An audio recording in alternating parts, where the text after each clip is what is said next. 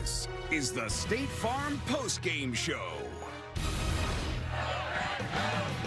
Well, back here in Green Bay, folks, it was wall-to-wall domination on both sides of the ball. Jordan Love, no doubt about it. Michael Parsons and the Packers deliver an emphatic win over the Detroit Lions by the score of 27-13 as we welcome you back to Lambeau Field in the State Farm postgame show.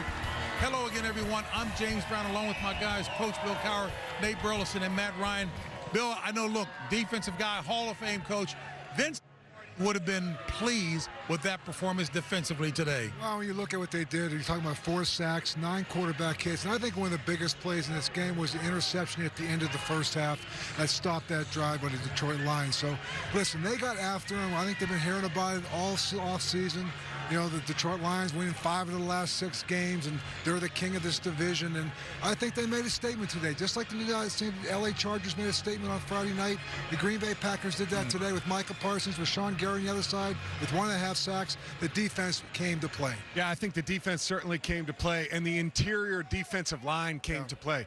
One of the things that we overlooked, kind of talking about this Micah Parsons trade, was going to be the loss of Kenny Clark and who was going to step up and fill that void, and the defense certainly did that today. And it started early. You mentioned the interception right here, you know, forcing that turnover before the half, but it's the pressure, collapsing the pocket, just making Jared uncomfortable the entire game, and even more of it, right? The effort, the strain right here. Micah Parsons to finish at the end to cap off his first sack as a Green Bay Packer. It was a special performance. Jeff Hafley, the defensive coordinator, of the Green Bay Packers, had these guys ready to play. And I got to give a shout out to these 4 interior defensive linemen. Colby Wooden, Devontae Wyatt, Nazir Stackhouse, and Carl Brooks. These guys stepped up, played really, really strong football, both against the run and the pass all evening long. Yeah, no doubt about it. You know, and look at this offense. When it comes to teams going into the season, some are trying to forget who they were last year. Others are trying to recapture the magic from last season. And you look at the Packers last season, they were hot towards the end of the year. Jordan Love really started to heat up. I mean, the last 8 games, he has 11 touchdowns, 0 interceptions. So he's taking care of the ball, playing efficiently. In this offense, check him out. With a clean pocket, he can deliver the ball downfield to his pass catchers. Calm, the poise, and of course, being able to dot his guys exactly where they need the balls to be thrown. And then the running game is the perfect complement. Yeah, I mentioned Jordan Love and what he's been doing the last 8 games. In the last 9 games, going back to last year, Josh Jacobs has had a rushing TD and more in every single game. So what does this offense do when they step on the field?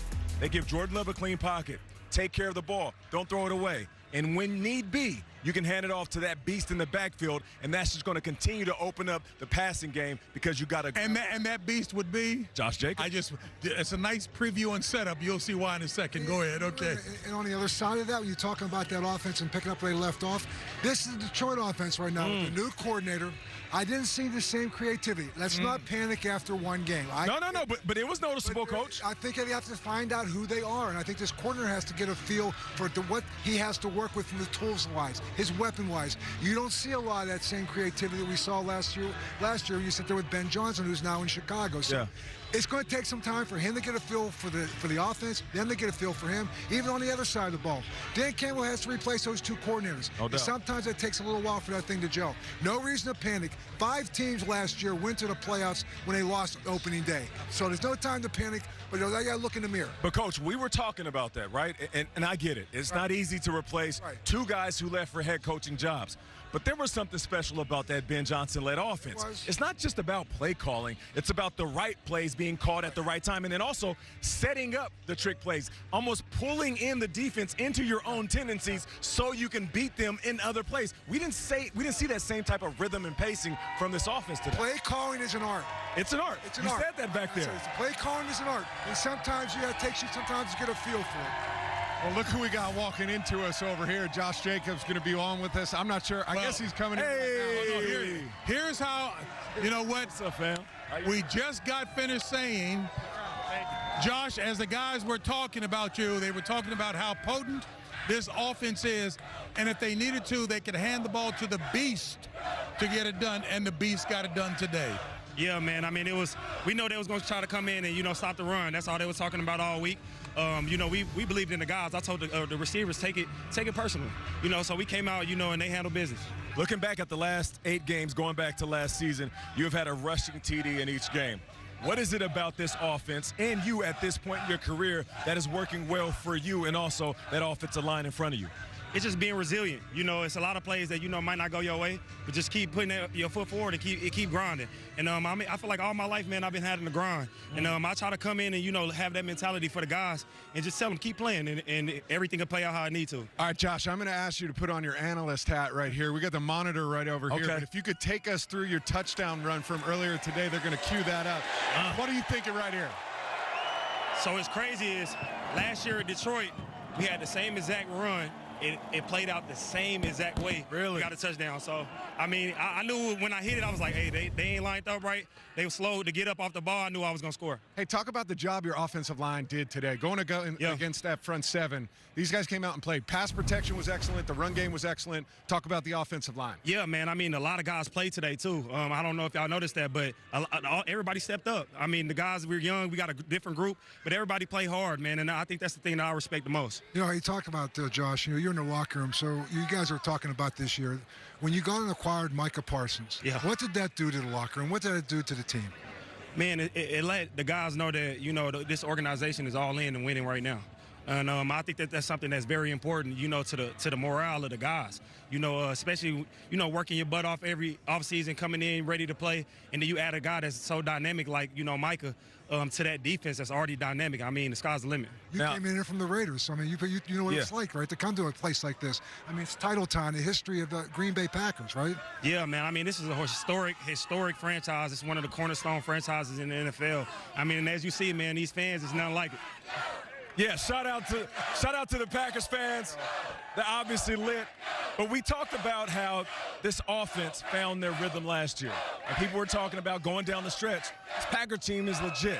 Now, the offseason comes along. They're not really mentioning your squad. If anything, they're talking about the Detroit Lions, the Kings of the North. If anybody in this division wants a shot at the crown, they got to take a shot at the throne, and the Lions are sitting on top of it. I know you guys don't like to pay attention to what we say on TV, but I know you heard it, though. Was there motivation in that? I'm not going to say motivation. It's more so, you know, playing them guys and, you know, the 2 losses last year, it's a lot we did that we felt like we hurt ourselves on, whether it's penalties or it was drops or, you know, missed plays, missed protections or whatever.